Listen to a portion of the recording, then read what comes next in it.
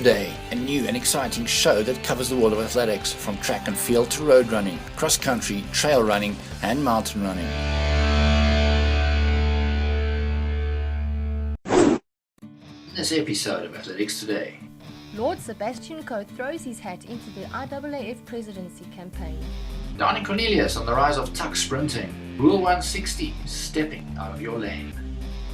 And the Guinness Book of Records celebrates Usain Bolt's world record. But first, some of the stories that were making news headlines. The IOC has dropped a bombshell. 5 key events are under threat from the athletics program, in the 10,000 meters, the 200 meter sprint, the shot put, the discus, as well as the 20-kilometer walk. Respected athletics administrator Brian Rose, senior international technical official at the Olympics and World Championships, said he was at a meeting of influential thinkers in the sport. The options were put. These 5 events were all presented as the most obvious choices if there were to be changes. The 200 is at first blush a surprise as sprint events are popular, but it is deemed unnecessary or superfluous with the 100 and the 400 meters. Usain Bolt has won gold in the 200 meters at the past 2 Olympics, so it would appear an unusual choice to cull an additional event in which the most marketable athlete in the world competes. However, by the time the changes are made, Bolt would not be racing.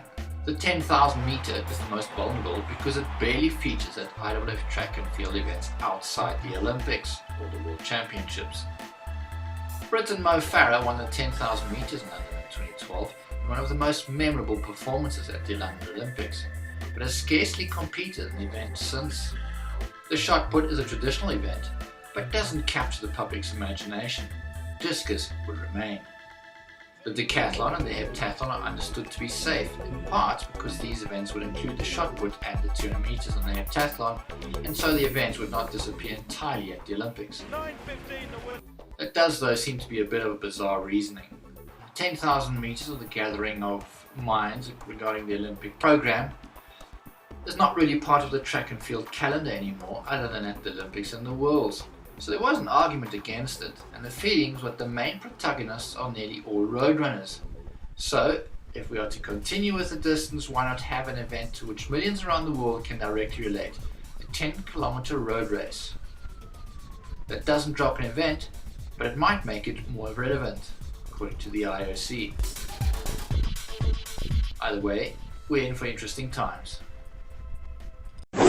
Lord Coe, the former world record holder in the 800 meter and the man responsible for bringing the 2012 Olympics to London, is now throwing his hand into the hat for the presidency of the IAAF. As you all know, last week I announced my candidacy for the presidency of the IAAF. And today I'm delighted to be unveiling the details of my election manifesto, Growing Athletics in a New Age. Coe's manifesto touches on 4 key points which the beleaguered federation desperately needs to address: forming the World Athletics calendar and bringing in city centre street athletics competitions, maximising commercial growth and focusing on youth engagement, increasing resources for anti-doping and creating a new IAAF ethics department, changes to the IAAF internal structure to give a greater voice for athletes.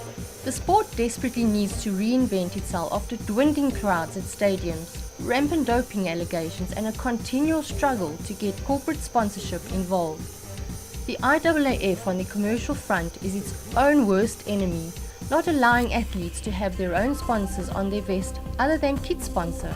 Whilst one doesn't want to see athletes branded as Christmas trees, one does want to see more brands entering the sport, and the draconian sponsorship rules employed by the IAAF have certainly not allowed that at all.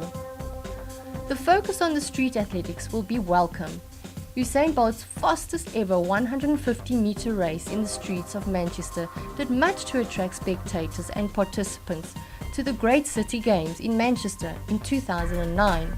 In fact, former Olympic champion Linford Christie has started a street athletics series with events in Manchester and Swindon with great success.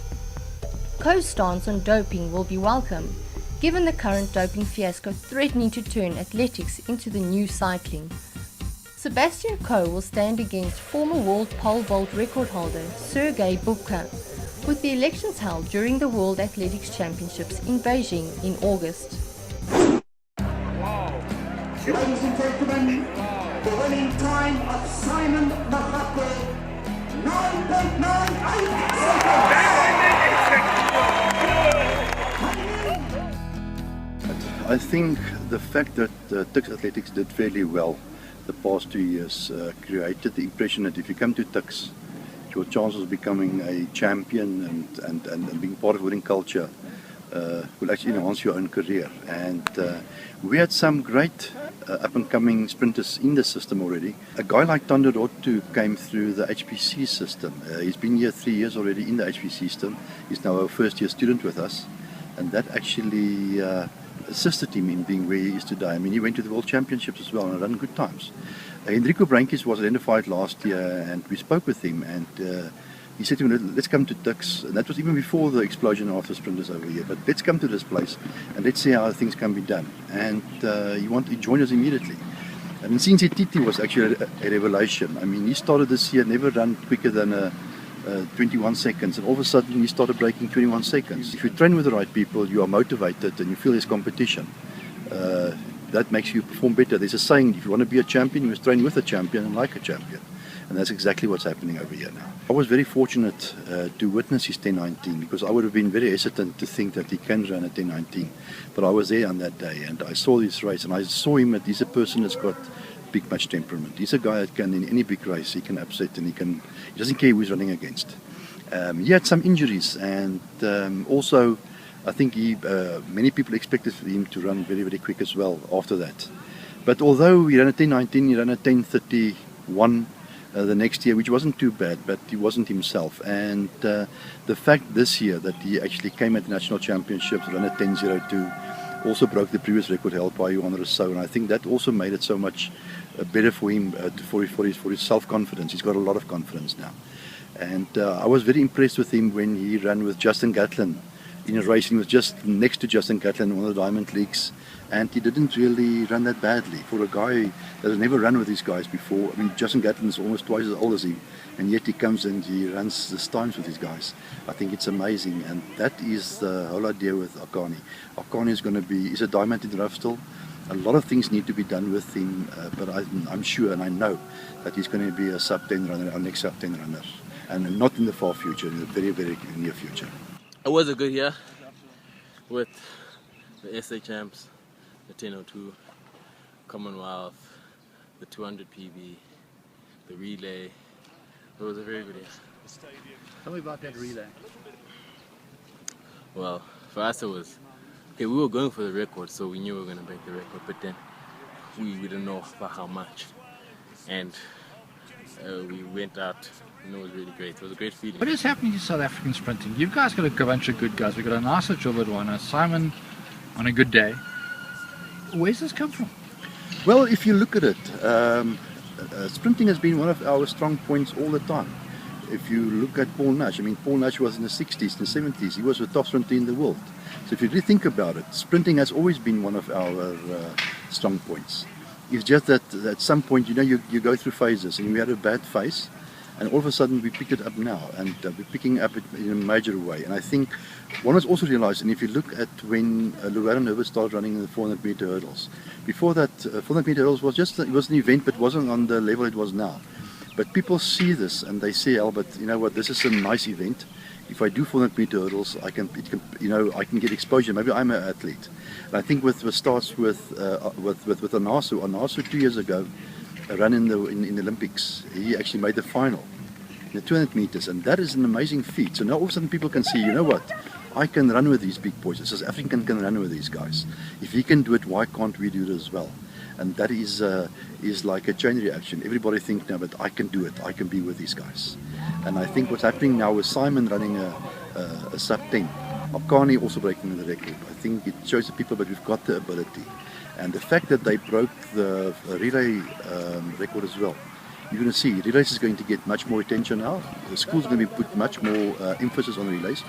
But also you're going to see much more sprinters in the future. And there's some promising athletes in the wings just waiting for the opportunity to also take it to the main stage. A lane is measured from the inside of the lane on your left-hand side until up to the end of the line on your outside of on your right-hand side. So in other words, the line over there belongs to you and you're allowed to go onto that line. You will not be disqualified if you run onto that line, but that line belongs to the athlete in this lane. You're not allowed to run on the inside of this lane because that outside of that lane belongs to that athlete. So if an athlete goes around the bend and he runs on that line, he's actually running on the line that belongs to the athlete in the lane next door, and is then shortening the distance that he runs. The track is normally measured 10 centimeters from the inside, from the line, and so if athletes go there, they definitely score in distance, so that's why they're disqualified.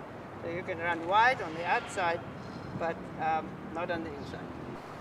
You are allowed to leave your lane. The rule specifically says that you don't have to disqualify somebody when they run outside of their lane, on condition that they don't impede the guy next to them. So if a guy is like 5 meters ahead of all the others and he goes outside of his lane, he doesn't gain anything by distance, so it actually runs further if he goes out of his lane.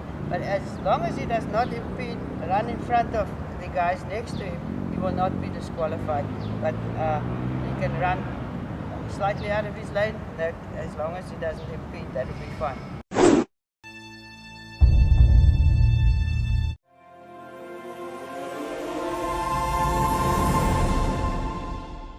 The men's 100 metres.